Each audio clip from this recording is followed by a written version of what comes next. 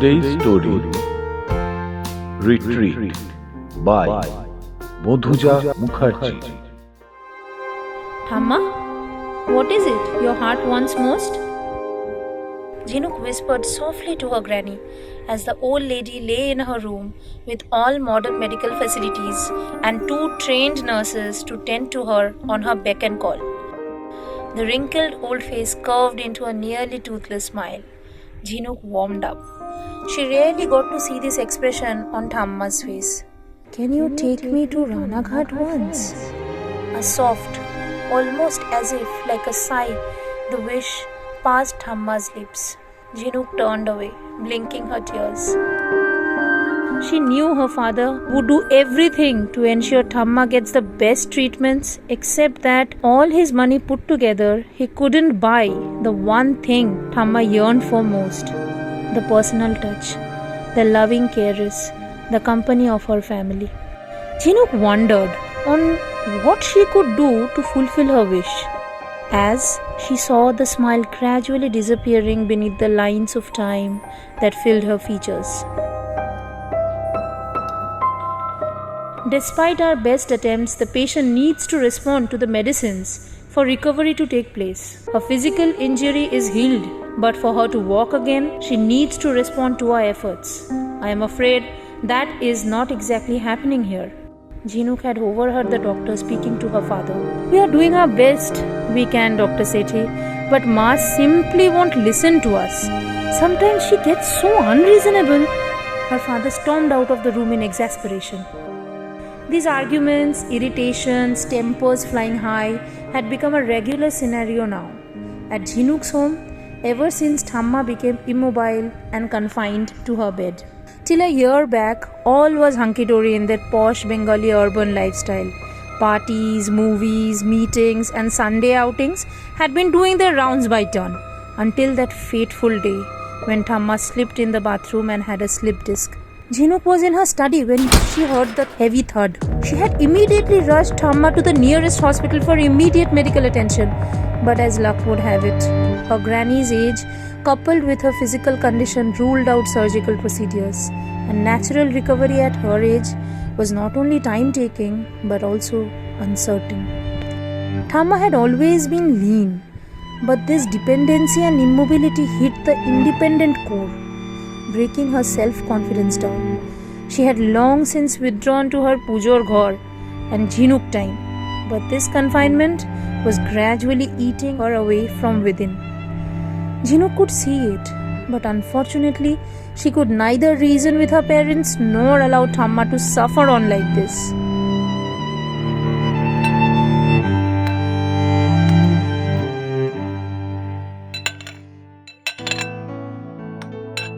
Papa, I was wondering, how about taking a vacation to our native home at Ranaghat this puja? Jhinuk persisted on the breakfast table. All of us together like Chele Bela, you remember? Nothing is as it used to be, Jhinuk. Grow up and be practical. Her father broke Jhinuk's reminiscence. Baba, please, please, please, please. Jhinuk was hell-bent this time, she determined. With Ma like this, how can you even say such things? Jhinuk's father replied back, "Baba, Thamma would love it. She really loved it there. She tells me stories of..." Jhinuk stopped halfway. Her father was fuming with anger. So this is what Ma is up to. Just when I thought she could get no worse, now she is using Jhinuk to get to me?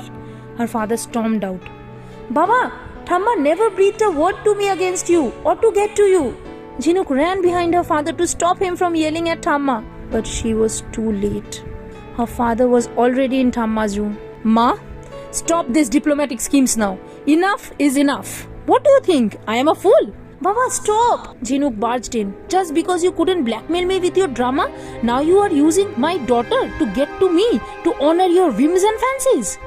Thamma quietly stared at her eldest son, as if waiting for him to finish. Jhinuk stared on at Thamma's blank eyes, rooted to the ground.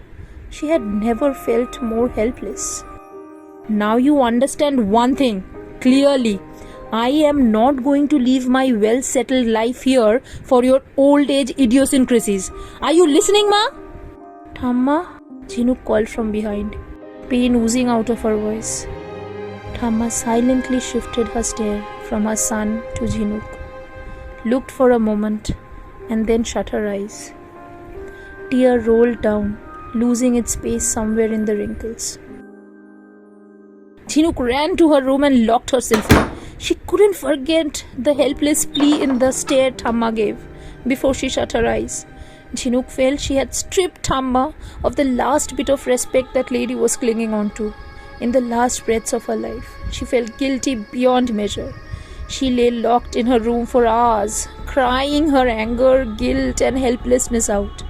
She had not even responded to her mother's persistent knocks and persuasions. Thamma will not live like this.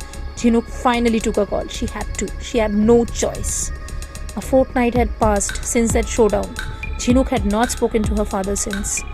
In fact, she mostly kept to herself. Not that truce had not been attempted, but Jhinuk had decided to take a stand this time.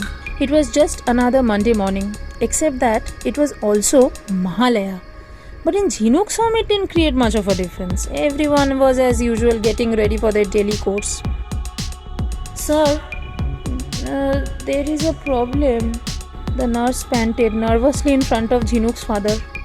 What is it now? Mr. Singhorai looked up from his newspaper. Sir, actually last night Jhinuk madam insisted that she will stay with your mother and asked me to leave. I had tried to reason with her, but she was persistent. It was late, so I didn't disturb you. But sir, today morning when I entered her room to give the morning dosage of medicines, both Jhinuk madam and your mother was not there in the room. The nurse stopped for a breath, afraid she might not survive the wrath of her employer to finish the sentence. You are fired. Mr. Singhorai stood up, ominously calm. Leela, he called for his wife. Your daughter just crossed the line way beyond measure. She thinks she's the perfect idealist who can set all things right. Mr. Singhorai continued his monologue as his wife listened on. She deserves to be taught a lesson, and so does my mother. Call for the driver. In an hour's time, I know where Jhinuk is. We need to go to Ranaghat, for once and for all. Having reached their native house at Ranaghat, Mr. Singhorai stepped in with his wife, with a mind to finally close the matter forever. He was decided he would today make his stand very clear.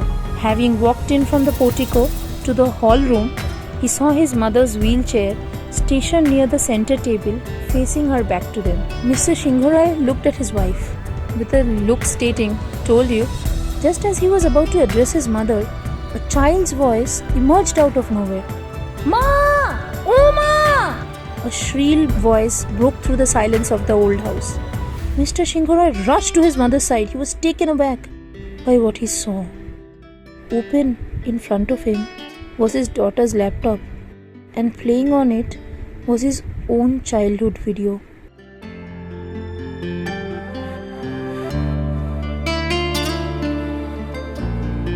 Mr. Singhorai stared at the screen, dumbfounded. He didn't know what to say. Recovering from his shock, he shifted his gaze to his mother. It was as if he was seeing his mother in a new avatar. She was not only smiling, but she actually looked much better than she had in months. Open in her lap was the album that treasured his childhood memories. His mother was staring at the laptop screen, just like a child who had found her most favorite toy after a really long time. Finally, Baba and Ma has arrived. Jhinuk stepped into the room, followed by Hemu, their old cook, cum caretaker of the property. Hemu was carrying a tray full of home-cooked evening snacks and tea. Baba, I didn't mean to trouble you. Mr. Singhorai looked at Jhinuk, but this time it wasn't his daughter who was talking. He turned to his mother. I have been your mother for so long that I forgot to be anyone else. All I am and can ever be is your mother. I know you are very busy. You have a life too. But you are all I ever had. You are not only my son, you are my identity. The one which I created with my love, care, sincerity and life. I don't need doctors to recover. I need you. I only wanted to come here because it is here where, at least in the memories around these walls, I still have you with me. The old lady choked on her tears. Mr. Shingorai fell on his knees, his eyes moist. He had not realized when he had started to cry. I am sorry, Ma. I didn't mean to. I thought you were... He fell short of words because it was only that day, for the very first time in many years, he realized the blunder he had committed. He understood that in his chase for the transient, he was on the verge of destroying his only permanent asset, his family.